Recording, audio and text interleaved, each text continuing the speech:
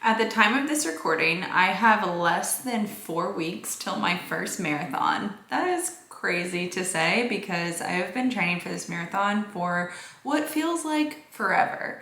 And I am a little nervous, mostly because it's a new distance. Anything that's new can feel very exciting. I'm super excited to experience it. Richmond is named the friendliest marathon for a reason. So I've run the halves multiple times. It was really fun, a lot of energy. But again, still have that nervousness just because it's a new distance. It's something I've never done. And with that, you just never know what's gonna happen. Even though this is my first marathon, I've learned a ton and want to share 5 lessons that I've learned the hard way and talk with you more about my training. I have been training since May, June, I don't even remember, because I built my aerobic base before I started training. And that leads us into lesson 1, building your aerobic base before training. Now I did this the right way. This time I did not do this the right way for my halves. I kind of just jumped into a 12-week training plan. And this time around, I built my aerobic base for maybe 4 weeks at a higher mileage than what I would normally run at for an off-season weekly mileage. Now this might be why I feel like training has taken so long, because it's an 18-week training plan, add on 4 to 6 weeks of aerobic base training, and I've pretty much been training since May, I would say. So the only thing I would have done differently with this training plan, I would have kept the 18-week training plan. I think that was a good amount of time just to mentally prepare for this marathon, but also physically prepare. I'm ready for this marathon. I'm ready. I hate to say get it over with, but the anticipation of building up to this marathon has been for so many months that I'm just ready for it to be here, and I'm ready to just experience it, which is a good thing. That means that I've prepared pretty well. I have my 20-mile run coming up this Saturday. So that's the last hoorah run before tapering. Super exciting.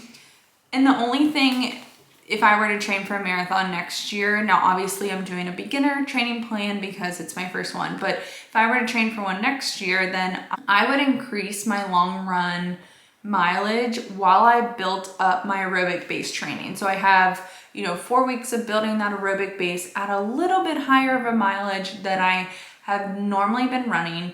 And I pretty much ran 6 or 7 miles as my long run. And then I started my training plan.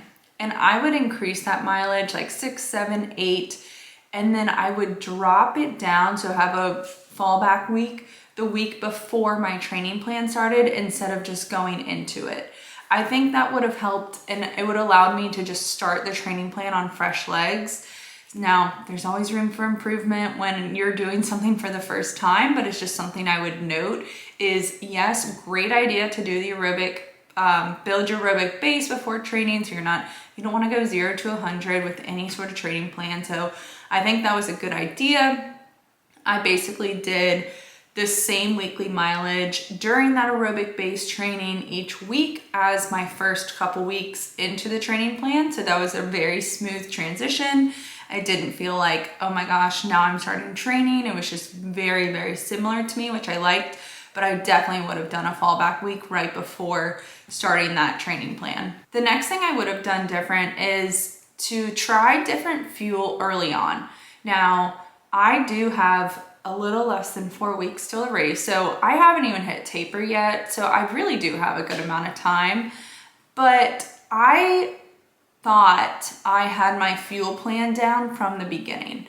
I basically used the UCAN Edge, and I would alternate it with Honey Stinger.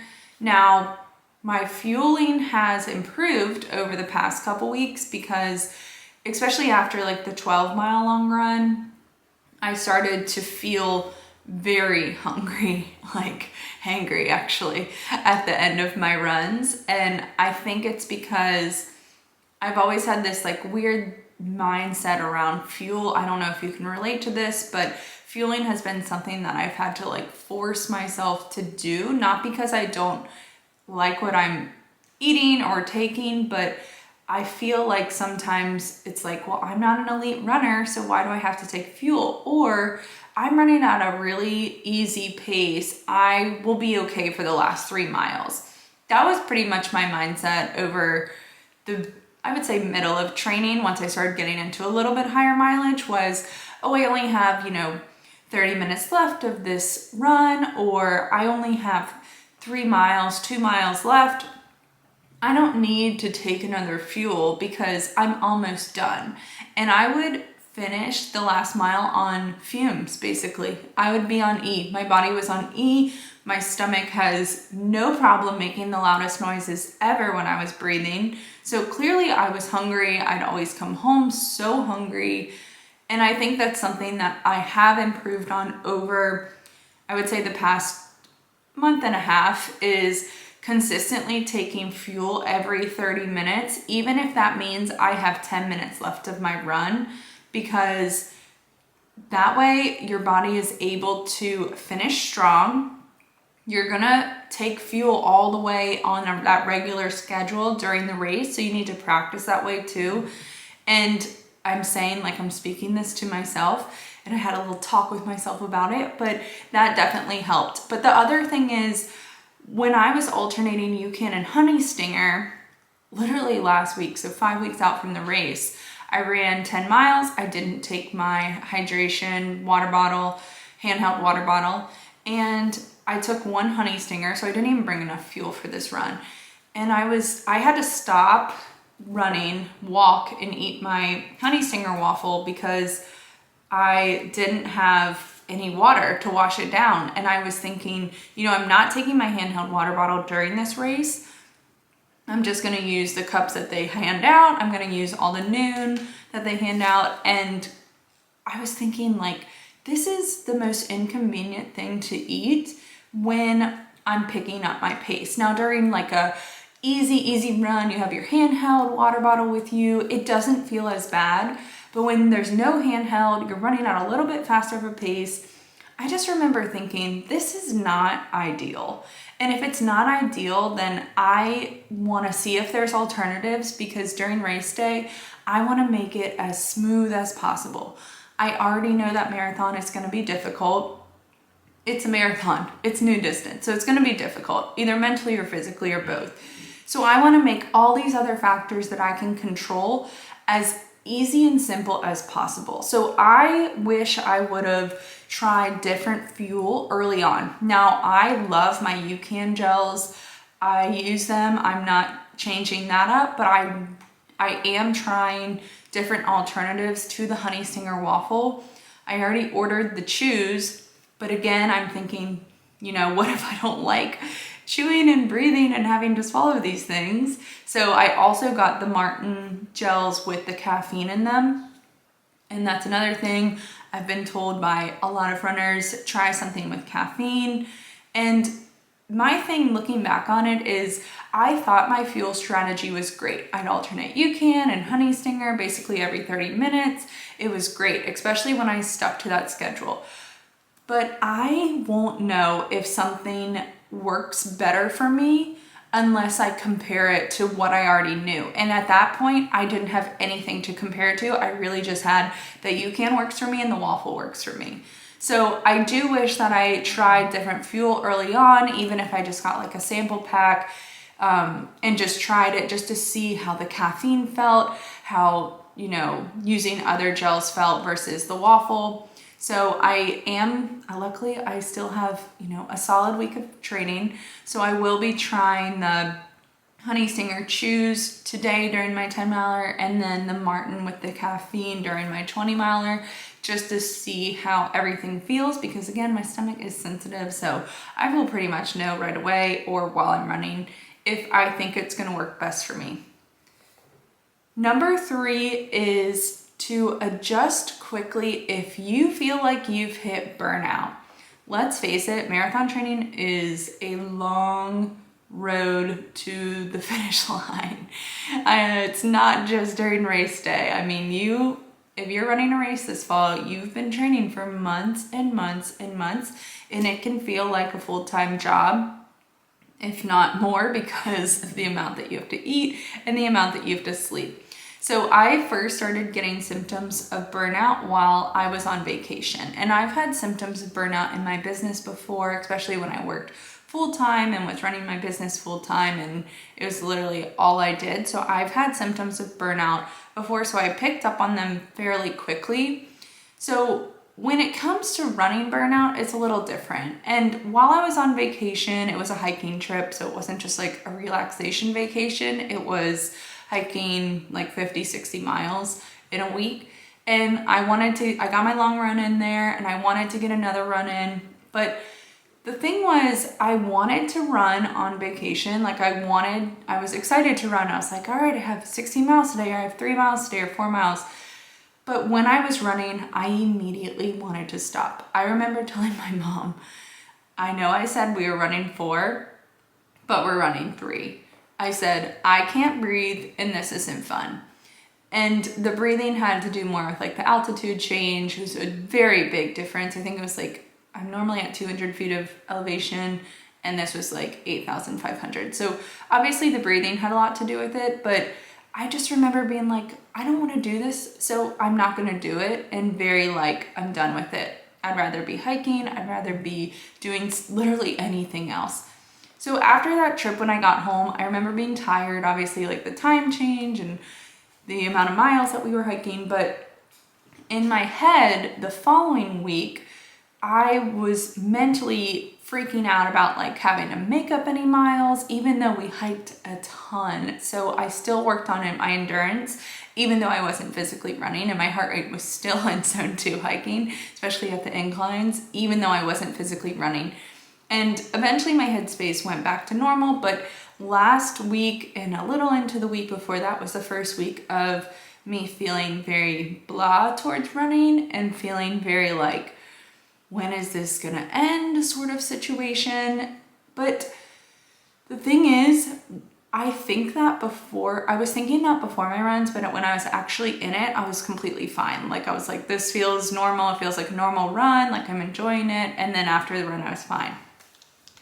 But I think a lot of it just has to do with just being exhausted towards the end of a training plan and the training block. And my motivation just feels low for doing a lot of things too. So it took me a little bit of time. It took me a couple of days, but I was like, all right, I need to adjust. I need to adjust to what I'm feeling, or else I'm not gonna be as strong going into this race. So the first thing that I adjusted, I had been running all my runs in the morning. I adjusted them to running them in the afternoon. Now, because I work from home, I have a flexible schedule, and I decided that I would use the time basically in the morning to sleep in. So my sleep, now I'm a good sleeper. I can fall asleep fast. I can sleep for a long time, and I go to bed very early. So me sleeping in is like 6 o'clock, but I still was able to adjust going from 8 hours of sleep to 9/9.5 hours of sleep. And I just realized like my body needs this sleep to recover, to repair. I'm in way new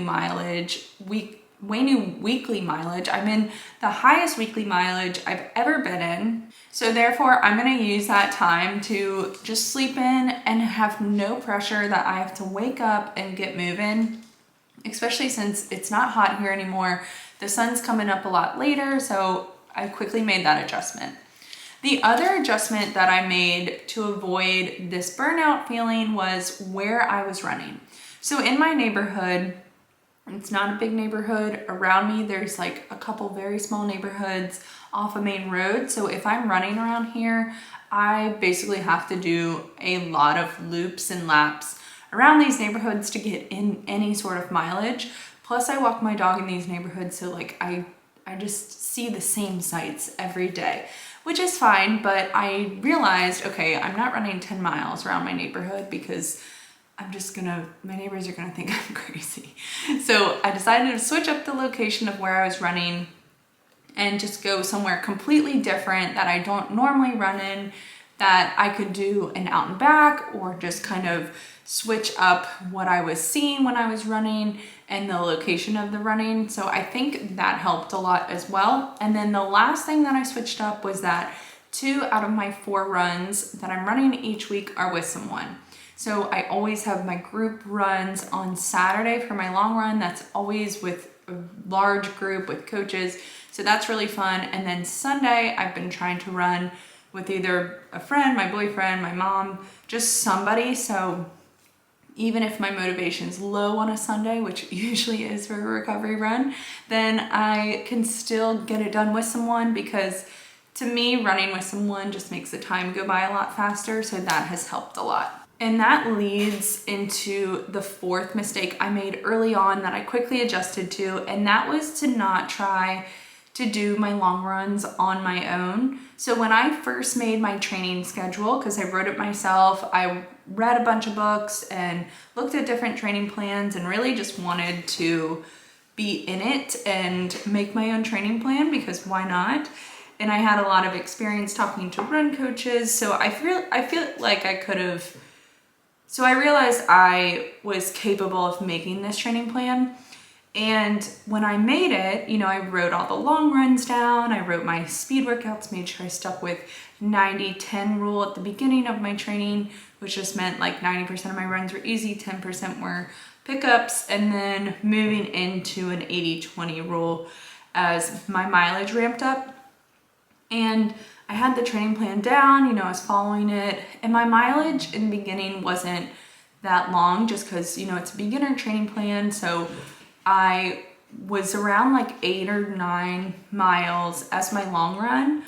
And I realized I have to eventually run like 16, 18, 20 miles by myself, and that just doesn't sound fun.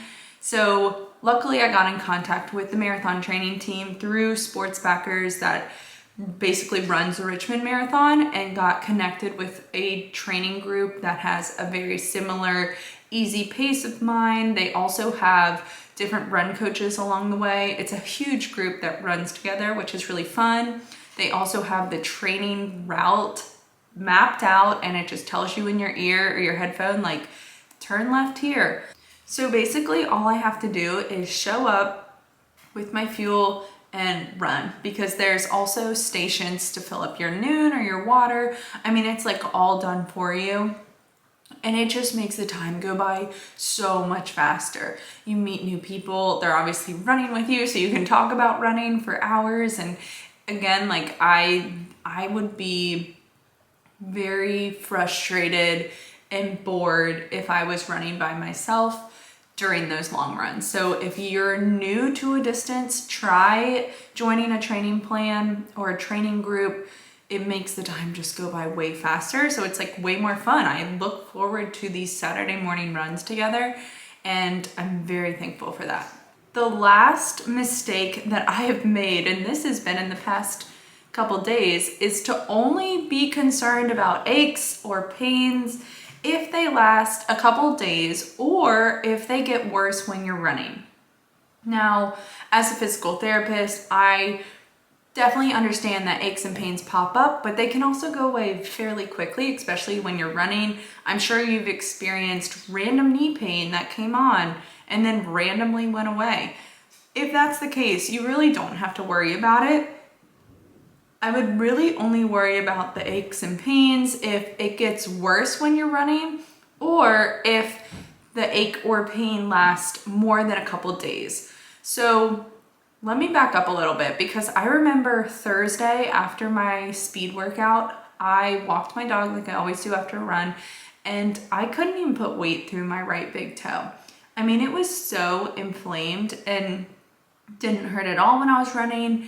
I used same shoes, same everything pretty much, and same shoes for walking my dog. And I just remember limping to bed, and I was like, why is my big toe so inflamed? Like, what is going on here? I woke up the next day, I was perfectly fine. So I was like, all right, like, I don't think it's in my head, because you're like, is it in my head? No, because when I would press on my big toe, it would hurt.